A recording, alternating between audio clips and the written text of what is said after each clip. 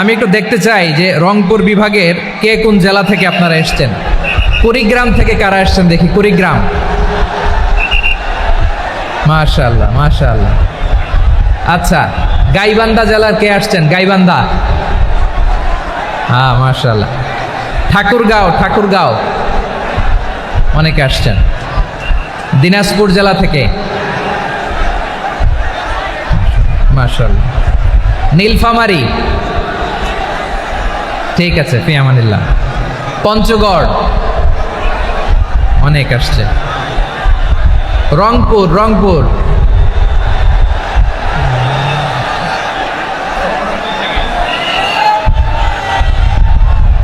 মাশাআল্লাহ মাশাআল্লাহ, ঠিক আছে। লালমনিরহাটের কারা দেখি, লালমনিরহাট।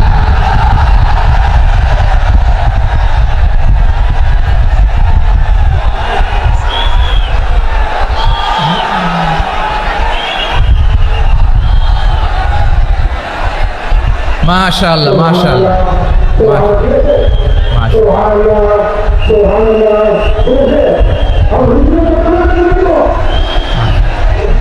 ঠিক আছে ঠিক আছে। আচ্ছা, এই রংপুর বিভাগের বাইরে থেকে অন্য জেলার কারা কারা আসছেন দেখি, তাও আছে অনেকে। মাশাআল্লাহ, ঠিক আছে ঠিক আছে। আজকের প্রোগ্রামে উপস্থিত আছেন প্রধান অতিথি হিসেবে অধ্যক্ষ আসাদুল হাবিব দুলু ভাই, সাংগঠনিক সম্পাদক বিএনপি, জাতীয় নির্বাহী কমিটির সভাপতি, জেলা বিএনপি লালমনিরহাট। বিশেষ অতিথি হিসেবে আমাদের অনেক ভাইরা এসছেন, সবাইকে শুকরিয়া জানাই। সভাপতিত্ব করছেন জনাব আব্দুল হাকিম। আইন শৃঙ্খলা বাহিনী, প্রশাসন, ভলান্টিয়ার্স, শুনেছি আমি প্রায় 5,000 ভলান্টিয়ার্স আপনারা নিয়োগ দিয়েছেন। আলহামদুলিল্লাহ আলহামদুলিল্লাহ, অনেক গোছালো প্রোগ্রাম। আমার প্রাণ ঢালা ভালোবাসা জানবেন, আমার হৃদয়ের গহীন থেকে ভালোবাসা নেবেন, শুভেচ্ছা জানবেন সবাই। ঠিক আছে ঠিক আছে। প্রিয় ভাইরা, আমরা আর কাল বিলম্ব না করে মূল আলোচনায় চলে যেতে চাই। আজকে যে টপিকের উপর আমি কথা বলবো, টপিকটা হচ্ছে peaceful coexistence and communal harmony, শান্তিপূর্ণ সহাবস্থান এবং সাম্প্রদায়িক সম্প্রীতি। আমাদের বাংলাদেশে সাম্প্রদায়িক সম্প্রীতি আছে না নাই? আবহমান কাল থেকে আমরা মুসলিম, হিন্দু, বৌদ্ধ, খ্রিস্টান, পাহাড়ি, নৃগোষ্ঠী মিলেমিশে একাকার, আমরা সবাই মিলে বাংলাদেশ। আওয়াজ করে বলেন ঠিক কিনা? আমাদের পারস্পরিক সম্প্রীতি, ভালোবাসা, সৌহার্দ্যপূর্ণ আচরণ, বোঝাপড়া, এটা বেশ মজবুত, বেশ মজবুত। তবে মাঝে মাঝে আমাদের এই সম্প্রীতির ভেতরে অনেকে ফাটল ধরাতে চায়। আমরা যে সুখে আছি, শান্তিতে আছি, এটা অনেকের ভালো লাগে না, ঠিক কিনা বলেন? আমাদের মধ্যে সাম্প্রদায়িক সম্প্রীতি, সৌহার্দ্যপূর্ণ আচরণ, ভালোবাসা, এটা আবহমান কাল ধরে আছে। তার প্রমাণ, আমরা তাফসিরুল মাহফিলের আয়োজন করলে আমাদের হিন্দু ভাইরা ডিস্টার্ব করে না, ঠিক কিনা? এবং আমি যদি বলি হাত তোলেন, হিন্দু ধর্মের কারা কারা এসেছেন, কত শত কত হাজার যে হাত উঠবে, আপনি অবাক হয়ে যাবেন। আমি চাচ্ছি না হাত উঠাতে। খুলনাতে সর্বশেষ যে আমি প্রোগ্রাম করে গেলাম, সেখানে কয়েকশো হিন্দু ভাই আসছে আমাদের আলোচনা শুনতে। আলহামদুলিল্লাহ। অনেক বৌদ্ধরা আসে, অনেক খ্রিস্টানরা আসে। এবার সফরেও অনেক হিন্দু ভাইরা আমার সাথে দেখা করেছে। তারা বলেছে, হুজুর আমরা আপনার আলোচনা শুনি। আলহামদুলিল্লাহ বলেন। So it's our responsibility to present our religion to our non-Muslim brothers and sisters. আমাদের অমুসলিম ভাই বোনদের কাছে ইসলামের সৌন্দর্য তুলে ধরা, এটা আমাদের দায়িত্ব। We all are the ambassador of Islam. আমরা প্রত্যেকে দায়িত্বশীল, আমরা প্রত্যেকে এক একজন ইসলামের অ্যাম্বাসেডর। আলহামদুলিল্লাহ বলেন। এজন্য এমনভাবে দ্য বিউটি অফ ইসলাম, ইসলামের সৌন্দর্য আমাদেরকে ফুটিয়ে তুলতে হবে, যাতে করে নন মুসলিমরা শাহাদা পড়ে, কালিমা পড়ে মুসলমান হয়ে যায়। অনেক নন মুসলিম ভাই বোন আমাদের হাতে শাহাদা পড়ে, কালিমা পড়ে মুসলমান হয়েছে, অনেক।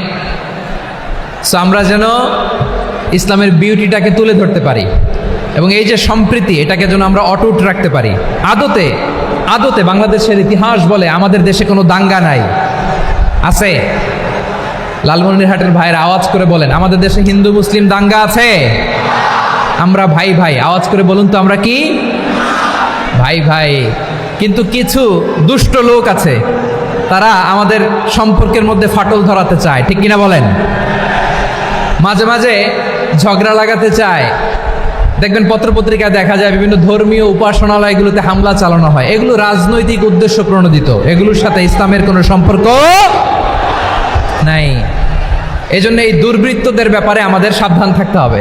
আমরা সবসময় যেমনি ঐক্যবদ্ধ, ইউনাইটেড, আমরা যদি এরকম ইউনাইটেড থাকি, এই সমস্ত দুর্বৃত্তদের কালো হাত ভেঙে দিতে আমাদের 1 ঘন্টাও লাগবে না। চিল্লায় বলো ঠিক কিনা? আমরা সংঘবদ্ধ থাকবো। এই যে আমাদের পিসফুল কোএক্সিস্টেন্স, শান্তিপূর্ণ সহাবস্থান। হিন্দুরা পূজা করে, যেদিন হিন্দুদের পূজা অনুষ্ঠান আমরা ওই দিন তাফসির মাহফিল করি না, ঠিক কিনা বলেন? যেদিন আমাদের তাফসিরুল কোরআনের প্রোগ্রাম, ওই দিন আমাদের হিন্দু ভাইরা ডিস্টার্ব করে না। সুবহানাল্লাহ। হিন্দুদের পূজা অনুষ্ঠানে মাদ্রাসার ছাত্র যে পাহারা দেয়, গোটা বিশ্বে এরকম দৃষ্টান্ত নজির বিরল, ঠিক কিনা বলেন? আইন শৃঙ্খলা বাহিনীর পাশাপাশি মাদ্রাসার ছাত্ররা যে সেখানে পাহারা দেয়, গোটা পৃথিবীতে এই দৃষ্টান্ত আপনি পাবেন না। মাদ্রাসার ছাত্ররা, তারা তো কোরআনের ধারক, তারা হাদিসের ধারক, তারা কেন মন্দির পাহারা দিবে? এই সম্প্রীতিকে ধরে রাখার জন্য, এই সৌহার্দ্যকে ধরে রাখার জন্য, আমাদের পারস্পরিক ভালোবাসাকে অটুট রাখার জন্য। আওয়াজ করে বলতে হবে, ঠিক কিনা? এখন বলেন, আমাদের এই ভালোবাসা অটুট থাক, আমরা চাই কি চাই না? আমরা হিন্দু মুসলিম মিলেমিশে শান্তিপূর্ণ সহাবস্থান, সাম্প্রদায়িক সম্প্রীতি। লালমনিরহাটের ভাইয়ের আওয়াজ করে বলুন, এই সাম্প্রদায়িক সম্প্রীতি আমরা চাই কি চাই না? আল্লাহ এই দেশকে তুমি বরকতময় করো, বাংলাদেশকে তুমি শান্তিময় করো। আওয়াজ করে সবাই বলেন আমিন। এই জায়গাটাতে সামান্য একটু আওয়াজ হচ্ছিল, এটাও থেমে গেছে। আলহামদুলিল্লাহ, আলহামদুলিল্লাহ। এখন একেবারে everything is in my control. মাশাআল্লাহ। ঠিক আছে, আমি মূল আলোচনায় যাই। প্রিয় ভাইরা, আমি বলেছিলাম আমার আলোচনার বিষয় হচ্ছে শান্তিপূর্ণ সহাবস্থান, সাম্প্রদায়িক সম্প্রীতি। আমরা দেখব ইসলাম আমাদেরকে কি কি দিক নির্দেশনা দেয়।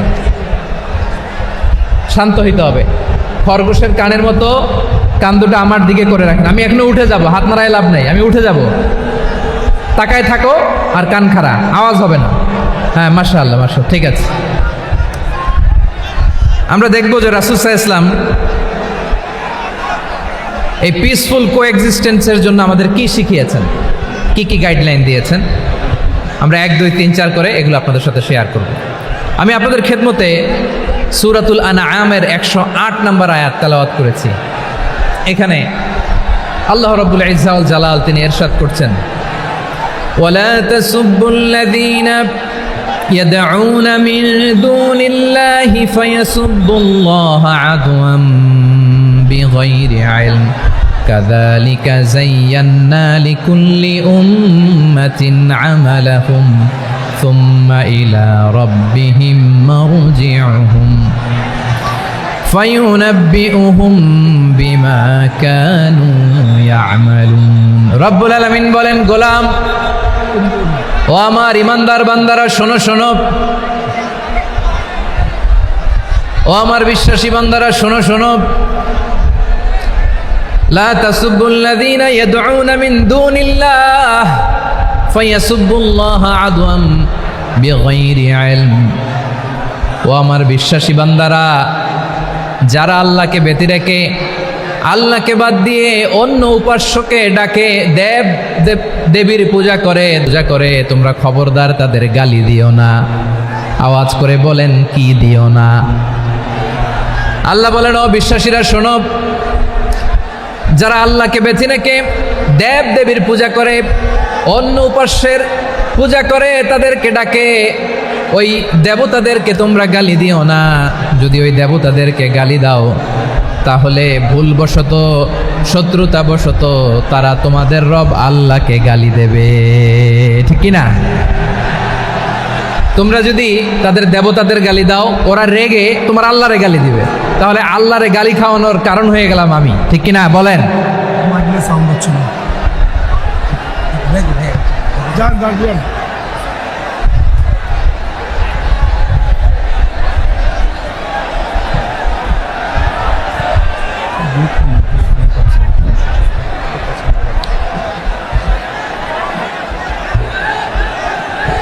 সম্মানিত ভাইয়েরা, এত বিশাল প্রোগ্রাম, মাইকের একটা সেট আপ থাকে, তারগুলো অনেক সময় নড়ে যায়, ধাক্কা ধাক্কিতে ডিসপ্লেস হয়, একটু ঝামেলা হবে।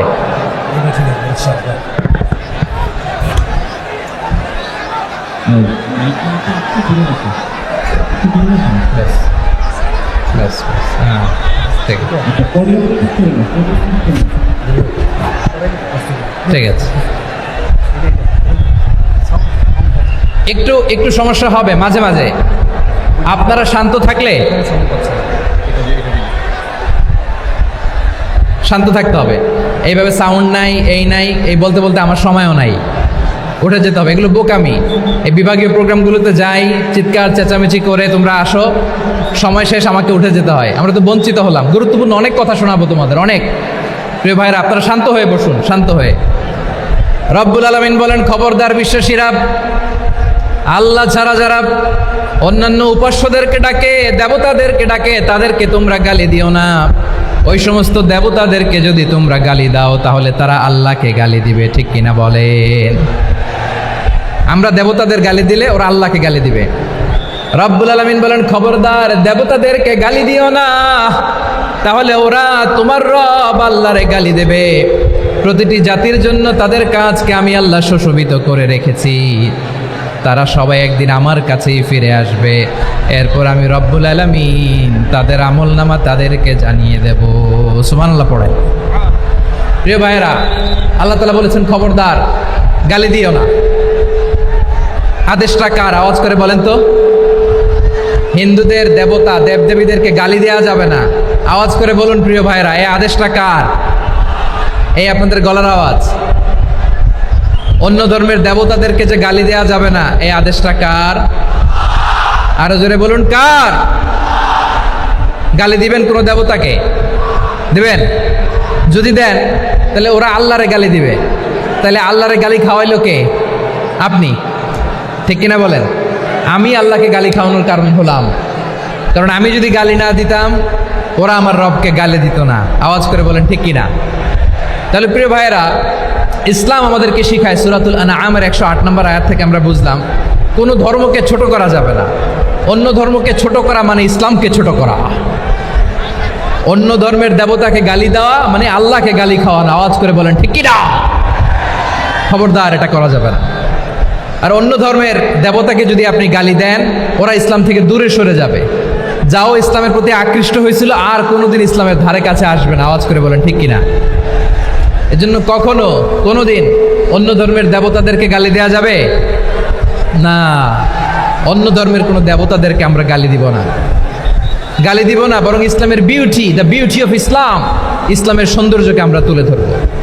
আমরা যদি বিশ্বনবী সাল্লাল্লাহু আলাইহি ওয়াসাল্লামের জীবনের দিকে তাকাই, তাহলে আমি দেখব বিষ্ণু ইসলাম মক্কাতে কিংবা মদিনাতে অন্য ধর্মের লোকদের সাথে খুব পিসফুলি লাইফ লিড করেছেন। হোক মুশরিক, হোক খ্রিস্টান, হোক ইহুদি, বিশ্বনবী সবার সাথে মিলেমিশে ছিলেন। আলহামদুলিল্লাহ বলেন। ইসলাম হচ্ছে পিসফুল রিলিজিয়ান। অন্য ধর্মের প্রতি সহনশীলতার সবক ইসলাম আমাদেরকে দেয়। কিন্তু প্রতিটি মুসলিমের এটা মনে রাখতে হবে, আল্লাহর কাছে পছন্দনীয় গ্রহণযোগ্য ধর্ম, জীবনাদর্শ একটি, সেটা হচ্ছে ইসলাম। আওয়াজ করে বলেন সেটা কি?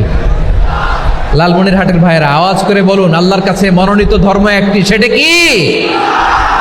এজন্য রব্বুল আলামিন বলেন, ইন্নাদ-দীনা ইনদাল্লাহিল ইসলাম, আল্লাহর কাছে মনোনীত গ্রহণযোগ্য অ্যাকসেপ্টেড ধর্ম মতাদর্শ একটা, সেটা হলো ইসলাম। ইসলাম ছাড়া অন্য কোনো ধর্ম যদি কেউ তালাশ করে, তার ওই ধর্ম আল্লাহ গ্রহণ করবে না। ওমাই ইয়াবতাগি গায়রাল ইসলামি দীনান ফালাই ইউকবালা মিন ওয়া হুয়া ফিল আখিরাতি মিনাল খাসিরিন।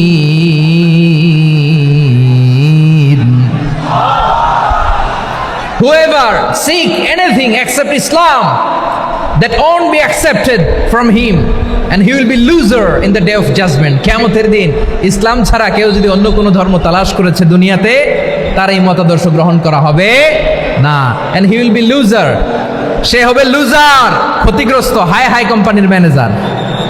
ওর আমও শেষ, সালাও শেষ। আওয়াজ করে বলেন ঠিক কি না? এজন্য ইসলাম পেয়ে আমরা খুশি না বেজার? প্রত্যেক নামাজ শেষে আমরা আল্লাহরে বলি, আল্লাহ রাদিতু বিল্লাহি রাব্বা ওয়া বিল ইসলামি দীনা ওয়া বি মুহাম্মাদিন নাবিয়ান ওয়া রাসূলা।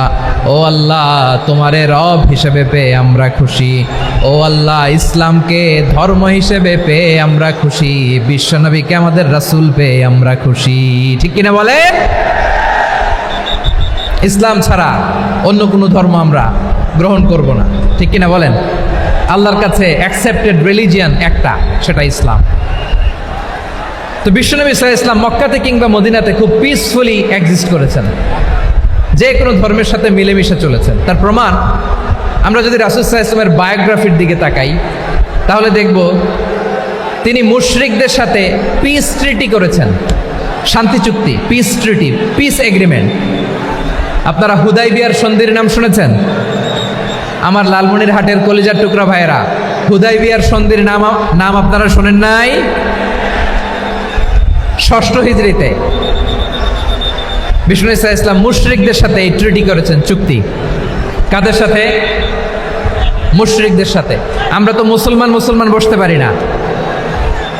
আমরা দুই মুসলিম ভাই একসাথে বসে চা খেতে পারি না, গল্প করতে পারি না। বিষ্ণু ঈসা ইসলাম মুশরিকদের সাথে ট্রিটি করেছেন, হুদাইবিয়ার সন্ধি।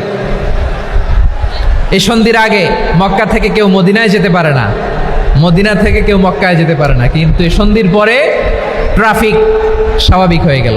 মক্কার লোকেরা মদিনায় আসতে পারে, মদিনার লোকেরা মক্কায় আসতে পারে।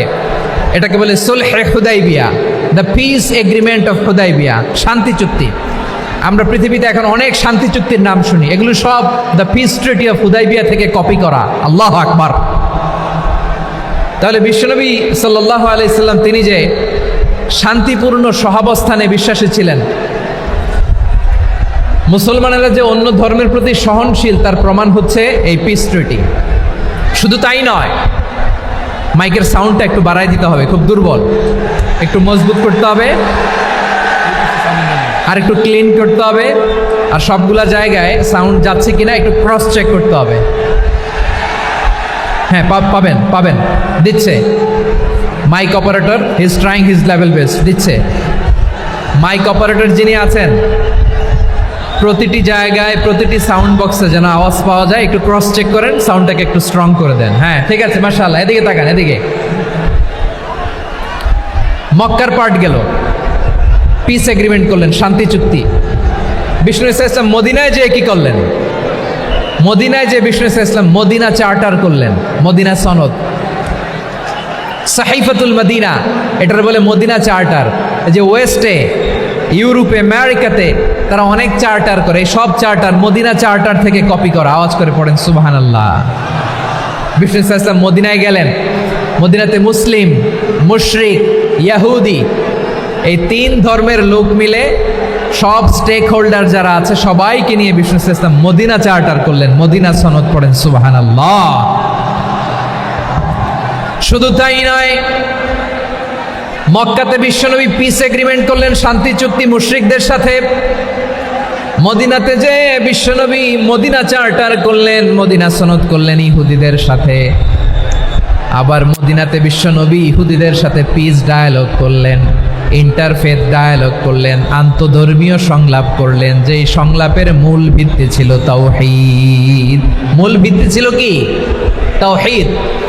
বিশ্বনবী ইহুদিদেরকে ডাকলেন, আহ্বান করলেন, কুল ইয়া আহলাল কিতাবি তাআলাউ ইলা কালিমাতিন সাওয়াইন বাইনানা ওয়া বাইনাকুম আল্লা না'বুদা ইল্লাল্লাহ ولا نشرك به شيئا ولا يتخذ بعضنا بعضا أربابا من دون الله فإن تولوا فقولوا اشهدوا بأننا مسلمون سبحان الله পড়েন। বিশ্বনবী মদিনার ইহুদিদের ডেকে বললেন, ও ইহুদিরা, শোনো শোনো, আসো এমন একটা আদর্শের প্রশ্নে আমরা একত্রিত হই যে আদর্শের প্রচার তোমাদের নবীরাও করেছে, আমিও করি। যে আদর্শের কথা তোমাদের পবিত্র ধর্মগ্রন্থগুলোতে আছে, আমার কোরআনেও আছে, সেটা হলো তাওহীদ। আমরা এক আল্লাহ ছাড়া কারো ইবাদত করব না, আল্লাহর সাথে কাউরে শরীক করব না, আল্লাহ ছাড়া কাউরে রব মানব না। পড়েন সুবহানাল্লাহ। তাহলে আমার প্রিয় লালমনিরহাটের ভাইরা, মদিনাতে যেয়ে তিনি মদিনা চার্টার করলেন, মদিনা সনদ, পিস ডায়ালগ করলেন, শান্তির সংলাপ, ইন্টারফেথ ডায়ালগ করলেন, আন্তধর্মীয় সংলাপ যার ভিত্তি ছিল তাওহীদ। সুবহানাল্লাহ পড়েন। তাহলে অন্য ধর্মের প্রতি সব সময় ইসলাম সহনশীল, টলারেন্স। যদি আপনি দেখতে চান ইসলামের নবী, বিশ্ব নবীর দিকে তাকান, ঠিক কিনা বলেন? আমরা তো সংখ্যালঘুদের রাইটস প্রোটেক্ট করার জন্য কত আইন বানাই, কত বৈঠক করি, কত সংবাদ সম্মেলন করি। বিষ্ণু সাল্লাল্লাহু আলাইহি ওয়াসাল্লাম সংখ্যালঘুদের রাইটসের ব্যাপারে, অধিকারের ব্যাপারে যে কথা বলেছেন, শুনলে আপনি অবাক হয়ে যাবেন। বিশ্বনবী বলেন, আলা মান যালামা মুআহাদান আও ইনতাকাসাহু আও কাল্লাফাহু ফাওকা তাআতিহি আও কাল্লাফাহু ফাওকা তাকাতিহি আও আখাযা মিনহু শাইআন বিগাইরি তিবি নাফসিন ওয়া আনা হাজিজুহু ইয়াউমাল কিয়ামা। খবরদার, জেনে রাখো, কেউ যদি কোনো সংখ্যালঘুর উপরে অত্যাচার করে, কোনো সংখ্যালঘুর প্রাপ্য থেকে যদি কেউ কাউকে ঠকায়, সংখ্যালঘুর উপর যদি কেউ কষ্ট দেয়, কোনো সংখ্যালঘুর সম্পদ যদি কেউ জোর করে কেড়ে নেয়, আমি কিয়ামতের দিন বিশ্বনবী ওই সংখ্যালঘুর পক্ষে আর ওই মুসলমানদের বিপক্ষে বাদী হয়ে দাঁড়াবো। সুবহানাল্লাহ বলতে পারলেন না? আল্লাহু আকবার। আপনি নামাজি, আপনি মুসল্লি, আপনি হাজী সাহেব, তাহাজ্জুদ পড়তে পড়তে কপালে দাগ ফেলে দিছেন, আপনার প্রতিবেশী হিন্দু, ভাবছেন আমার তো পাওয়ার আছে, ওর জমিটা দখল করি। বিশ্বনবী বলেন, কিয়ামতের দিন ওই হিন্দুর পক্ষে তোর বিরুদ্ধে আমি বাদী হয়ে দাঁড়াবো। পৃথিবীর কোন ধর্মে এরকম স্টেটমেন্ট পাবেন? পাবেন? আপনি ভাবছেন আপনি নামাজ পড়লে হাজী সাহেব কপালে দাগ ফেলায় দিলে আপনি সেলসেলায় জান্নাতে চলে যাবেন না? খবরদার। বিশ্বনবী বলেন, কোন সংখ্যালঘুর উপর যদি কেউ আক্রমণ করে, তার প্রাপ্য তাকে না দিয়ে যদি তাকে ঠকায়, তার উপর জুলুম করে, তার সম্পদ যদি কেড়ে নেয়, আমি নবী, তুমি মুসলিম হইতে পারো, মুসল্লি হইতে পারো, তার পক্ষে, তোমার বিপক্ষে আল্লাহর দরবারে বাদী হয়ে দাঁড়াবো। আচ্ছা লালমনিরহাটের ভাইরা, কথা বুঝতে পারলে আওয়াজ করে উত্তর দেন। বিশ্বনবী যদি কারো বিপক্ষে দাঁড়ায় কিয়ামতের দিন, আই রিপিট, আমি আবারও বলছি, বিশ্বনবী যদি কিয়ামতের দিন কারো বিপক্ষে দাঁড়ায়, ও তো সেলসেলায়া জান্নাতি, তাই না? জান্নাতি না? যে নবীর সুপারিশ ছাড়া জান্নাতের গেটও দেখা যাবে না, ওই নবী যদি বলে তোর বিপক্ষে আমি বাদী হয়ে দাঁড়াবো, ওই জান্নাতে আর ঢোকার কোনো সুযোগ আমাদের থাকবে? এখানেই শেষ না আমার প্রিয় লালমনিরহাটের ভাইয়েরা, এখানেই শেষ নয়। বিশ্বনবী বলেন, মান কাতালা মুআহাদান, বুখারীর বর্ণনা, মান কাতালা মুআহাদান লাম ইয়ারাহ রাইহাতাল জান্নাহ। কেউ যদি, কোনো মুসলিম যদি অন্যায়ভাবে কোনো সংখ্যালঘুকে হত্যা করে, কোনো হিন্দুকে হত্যা করে, কোনো বৌদ্ধরে হত্যা করে, অন্যায়ভাবে কোনো মুসলিম যদি কোনো সংখ্যালঘুরে হত্যা করে, জান্নাতে যাওয়া তো দূরের কথা, ওই মুসলিম জান্নাতের ঘ্রাণও পাবে না। সেই বুখারীর বর্ণনা, মান কাতালা মুআহাদান লাম ইয়ারাহ রাইহাতাল জান্নাহ ওয়া ইন্না রিহাহা লা ইউজাদু মিন মাসিরাতি 40 আমা। যে জান্নাতের ঘ্রাণ 40 বছর দূরের রাস্তা থেকেই পাওয়া যায়। সুবহানাল্লাহ পড়েন। প্রিয় ভাইরা, এখান থেকে জান্নাতে পৌঁছতে লাগবে 40 বছর। এত দূর, কত বছর? সবাই বলেন, কত বছর? এখান থেকে জান্নাতে পৌঁছতে লাগবে 40 বছর। এত দূরে থাকতেই জান্নাতের ঘ্রাণ আপনার নাকে এসে ধাক্কা মারবে। বিষ্ণুই বলেন, যে ব্যক্তি কোনো সংখ্যালঘুকে হত্যা করে, জান্নাতের ঘ্রাণ তো পাবেই, জান্নাতে তো ঢুকতে পারবেই না, জান্নাতের ঘ্রাণও তার নাকে লাগবে না। পড়েন না আউযুবিল্লাহ। তাহলে সংখ্যালঘুদের ব্যাপারে ইসলামে অধিকার দেয়া আছে না নাই? লালমনিরহাটের ভাইয়ের আওয়াজ করে বলেন, আমার সংখ্যালঘু হিন্দু ভাইদের রাইটস, অধিকার আমাদের ইসলামে প্রোটেক্টেড আছে না নাই? এখানেই শেষ না। বিষ্ণু ইসলাম আপনার অমুসলিম প্রতিবেশীর সাথে ভালো আচরণ করতে বলেছে।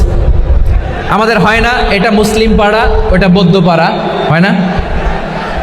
অনেক সময় হয় না এটা আমাদের মুসলিম পাড়া ওইটা হিন্দু পাড়া, এরকম আছে না নাই? লালমনিরহাটে নাই না? আছে?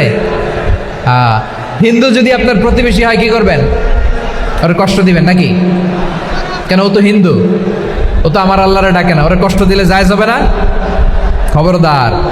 বিষ্ণু ঈসা ইসলাম বলেন, মান কানা ইউমিনু বিল্লাহ ওয়াল ইয়াউমিল আখির ফালিউকরিম জারাহ, যে আল্লাহ বিশ্বাস করে আর আখিরাতে বিশ্বাস করে সে যেন প্রতিবেশীর সাথে ভালো আচরণ করে। সুবহানাল্লাহ। কলিজা জুড়ায় যায় না আমার নবীর কথাগুলো শুনলে? যে আল্লাহ বিশ্বাস করে, যে আখিরাতে বিশ্বাস করে সে যেন প্রতিবেশীর সাথে ভালো আচরণ করে। এখানে বলছে মুসলিম প্রতিবেশী বলছে, নামাজি প্রতিবেশী বলছে, আল্লাহওয়ালা প্রতিবেশী বলছে না। প্রতিবেশী আস্তিক হোক নাস্তিক হোক, প্রতিবেশী মুমিন হোক মুশরিক হোক, প্রতিবেশী হইলেই তার সাথে ভালো আচরণের দরকার আছে না নাই? আমার প্রিয় লালমনিরহাটের ভাইয়েরা, বিষ্ণু ঈসা ইসলাম ওনার ইহুদি প্রতিবেশীদের দেখাশোনা করতেন। আওয়াজ না শোনা যাক, আমারও তো দেখা যায়, আমারও তো দেখা যায়। তাকায় থাকেন, তাকায় থাকলে সওয়াব হবে। কোরআনের কথা যেখান থেকে হয় এদিকে তাকায় থাকলেই বরকত। তাকায় থাকেন। জি জি, মাইক, আমি তো আর মাইক ঠিক করতে আসি না এদিকে, এই মাইক ঠিক করব ওই মাইক ঠিক করব, ওদিকে পাইলট বলবে হুজুর চলে আসেন। জি বসুন বসুন, মাশাআল্লাহ। হ্যাঁ খুব শান্ত, ঠিক আছে। পুলিশ ভাইরা না খেয়ে দিনরাত আপনারা যাতে সুশৃঙ্খল একটা প্রোগ্রাম উপহার পান এটাই চেষ্টা করতেছে, আপনাদেরকে কষ্ট দিতে আসে নাই, একটু একটু সহযোগিতা করেন। জি মাশাআল্লাহ, হ্যাঁ ঠিক আছে। আমার প্রিয় ভাইরা, প্রতিবেশী আস্তিক হোক নাস্তিক হোক, মুসলিম হোক হিন্দু হোক, তার সাথে ভালো আচরণ করতে হবে। বিষ্ণু ঈসা ইসলাম ওনার ইহুদি প্রতিবেশীর বাসায় যেতেন। কোন প্রতিবেশী? ইহুদি। আওয়াজ করে বলেন, কোন প্রতিবেশী? ইহুদি। এক ইহুদি কিশোর বিষ্ণু ঈসা ইসলামের খেদমত করতে, ইহুদি ছেলে আমার নবীর খেদমত করতো, তারা ছিল নবীর প্রতিবেশী। তো অনেক দিন হয় ইহুদি ছেলেটা আসে না। বিষ্ণুনবী খোঁজ দিলেন, ঘটনা কি? একটা ইহুদি ছেলে না আমার খেদমতে আসতো, ছেলেটা কই? খোঁজ নিয়ে জানলেন ছেলেটা অসুস্থ। বিষ্ণু ঈসা ইসলাম ওই ইহুদির বাড়িতে চলে গেলেন ওই ছেলেটাকে দেখা করার জন্য, ভিজিট করার জন্য। সুবহানাল্লাহ পড়বেন না?